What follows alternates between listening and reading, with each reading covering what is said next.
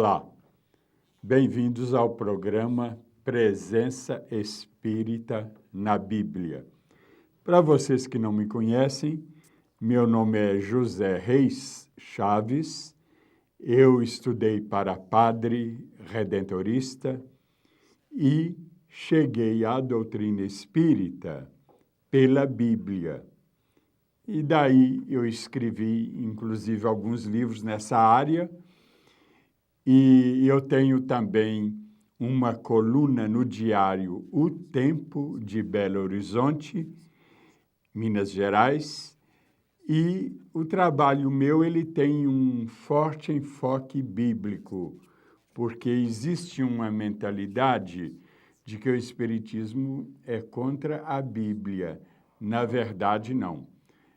O Espiritismo ele até é mais bíblico do que outras correntes religiosas. Sem querer diminuir, denegrir nenhuma corrente religiosa, o Espiritismo é, de fato, a religião mais bíblica das chamadas religiões cristãs. E o trabalho meu, como eu ia dizendo, ele tem uma característica bíblica, porque, por eu ter estudado para padre, eu tive, assim, um conhecimento sobre a Bíblia especial, e mesmo porque eu gostava muito e gosto de estudar a Bíblia. Então, todo o trabalho meu em DVDs, em livros, em artigos de jornais, por exemplo, da minha coluna no jornal O Tempo de Belo Horizonte, todo esse trabalho meu, ele tem um fundamento bíblico e ele, então, desperta um certo interesse entre os estudiosos da Bíblia, quer sejam os católicos, quer sejam os protestantes, quer sejam os evangélicos. E aqui eu abro um parênteses para dizer que protestantes são aquelas igrejas mais antigas, de 200, 300 anos para trás. E já as evangélicas são essas igrejas que seguem, sim, o fundamento protestante principal, mas que são igrejas novas e que são independentes e que têm algumas ideias próprias e que as dividem hoje em milhares de igrejas evangélicas espalhadas por todo o mundo. Nós, espíritas, respeitamos todas elas, mas nós temos o nosso modo de interpretar a Bíblia, ou seja, de modo racional, porque a Bíblia ela está repleta de alegorias, de figuras de linguagem, e nós não podemos interpretá-la literalmente. São Paulo ele já dizia que não nos prendamos à letra, porque a letra mata, mas ao que está subjacente, ao que está por trás da letra. Então, não podemos interpretar a Bíblia literalmente, e o Espiritismo ele leva muito em consideração esse aspecto, porque, como Kardec nos ensinou, nós estudamos a Bíblia com uma fé raciocinada. E exatamente quando se trata de figuras, nós temos que raciocinar e muito para que não interpretemos a Bíblia de modo errado e criar mais divisões no cristianismo. Já há tantas divisões, cada um interpretando a Bíblia de um modo, e nós procuramos, então, estudar com a inteligência, com a fé raciocinada, porque Deus nos deu a inteligência, de fato, é para nós a usarmos, e não deixarmos-la de lado e ficarmos interpretando as Escrituras Sagradas de qualquer jeito, às cegas. Não podemos fazer isso. Temos que ter responsabilidade no estudo da Bíblia, que é um livro de difícil interpretação. Daí essa confusão toda nesses 4.000 anos de existência da Bíblia, ou seja, 1.700 anos antes de Jesus e 2.000 anos de Jesus para cá. E nós vamos estudar hoje aqui, fazer uma reflexão sobre o Apocalipse, que é um dos livros mais complexos da Bíblia. É um livro cheio de metáforas, é rico de profecias de João, que escreveu este livro na ilha de Patmos, mais ou menos lá pelo ano 85, 90. E o Apocalipse, ele trata da história do cristianismo. Apocalipse quer dizer revelação. O que é revelação? É tirar o véu, é descobrir aquilo que está oculto, que está coberto.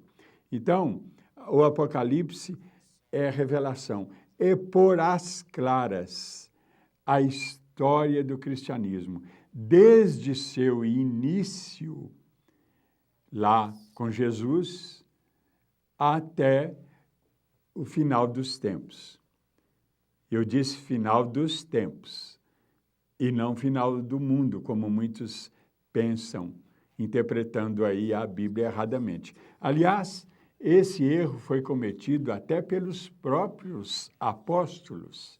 São Paulo, por exemplo, ele achava que Jesus voltasse naquela geração mesma dele e dos seus contemporâneos.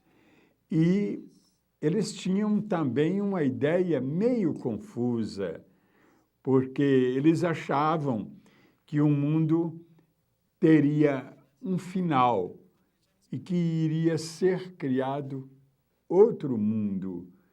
Na verdade, não é fim do mundo, é fim de uma civilização, de uma cultura, de uma mentalidade. É o que vai acontecer. E isso está acontecendo nesses 2.000 anos de Jesus para cá, porque a história do cristianismo começa com Jesus e estamos vivendo essa história até hoje.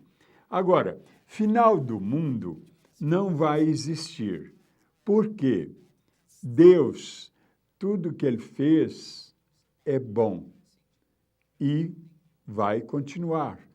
Se fosse imperfeito o mundo, haveria uma razão para ele ser destruído e, novamente, vamos dizer, reconstruído, um novo mundo. Mas não é bem o mundo que vai ser destruído, não é o planeta Terra que vai ser destruído, é uma mentalidade, é uma cultura, é uma evolução, eu diria, mais avançada. É um caminhar constante. Nós estamos nesse caminhar, porque a evolução, ela tem o primeiro passo, mas ela vai pelas eternidades afora. Eu falei eternidades no plural, porque a palavra eternidade, ela, na verdade, é um ciclo, é um tempo indefinido. E como nós lemos no livro de Salmos, ele fala em eternidades, no plural, porque termina uma e tem início outra eternidade. E por que é um tempo indefinido? Porque é um tempo que tem a ver muito com a nossa transformação. que tem a ver muito com a lei de causa e efeito. Lei essa que depende de nós, de cada um de nós em particular. Eu vou dar um exemplo. Um indivíduo que tem muitos males, muitas faltas, muitos pecados cometidos, esse indivíduo, ele vai ter um período, uma eternidade mais longa de, vamos dizer, colheita, de pagamento daquilo que ele fez. E cada um tem um tempo determinado de acordo com as suas faltas. Usando uma linguagem mais popular, que usa-se muito hoje, karma. Eu posso ter um karma de 1000 anos de colheita, de sofrimento, e você que me ouve pode ter um karma de 300 anos, porque você tem menos faltas do que eu. Então, varia. Então, a eternidade em grego, aionios, eu digo em grego porque o Evangelho foi escrito em grego, aionios significa tempo indefinido, indeterminado. Por quê? Depende do karma de cada um. Então, por isso que a palavra eternidade ela é um ciclo, mas indeterminado. Mas vamos ficando por aqui nesse bloco. Aguardo você para nós continuarmos a nossa reflexão de hoje.